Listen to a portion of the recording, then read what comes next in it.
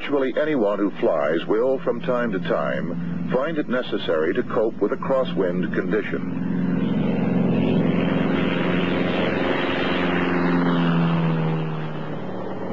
In the following takeoffs and landings, the crosswind is averaging 15 miles an hour and varying 30 to 45 degrees from the right.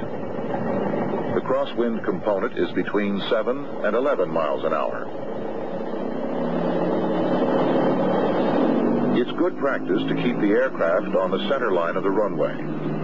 The flight controls are used as necessary during the takeoff roll and initial climb out to maintain the flight path along the center line.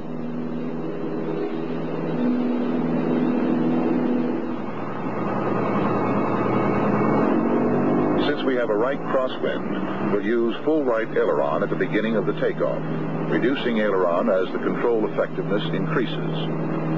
After liftoff, a gentle, coordinated turn establishes the crab angle for climb out along the runway center line.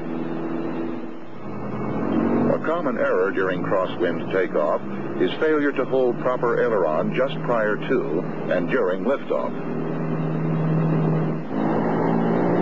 Another error is not setting up a crab angle after liftoff. Before landing, it's always necessary to establish the direction of the wind. At a controlled airport, of course, this information will be readily available by radio. Otherwise, look for the wind tees, wind socks, or other indications in the area, like dust, smoke, waves on ponds, or sailboats. Under normal conditions, this would be the optimum flight path.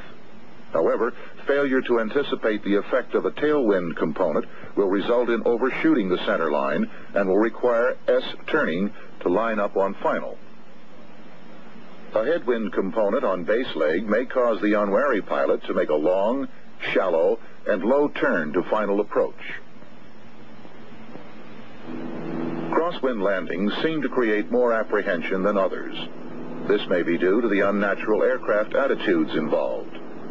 Pilots should be assured, however, that crosswind landings are quite normal and the aircraft is designed for them within specified limitations. However, if the crosswind component is approaching 20% of stall speed, pilots are advised to divert to more suitable runways or airports.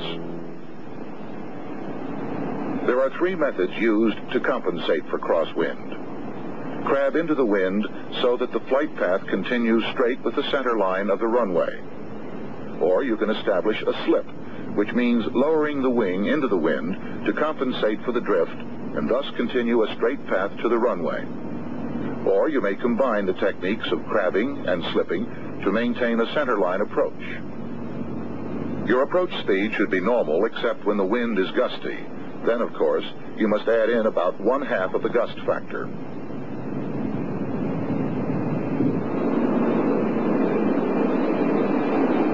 Before reaching the roundout, change from a crab to the slip to compensate for drift. Your attitude during roundout is wing low on the upwind side of the airplane. Rudder is used to prevent a turn resulting from holding the wing low. Use the controls as necessary to make a normal landing. After landing, increase aileron as necessary to keep the wings level and to aid in directional control. In both takeoffs and landings, the goal is to keep the center line of the aircraft aligned with the center line of the runway.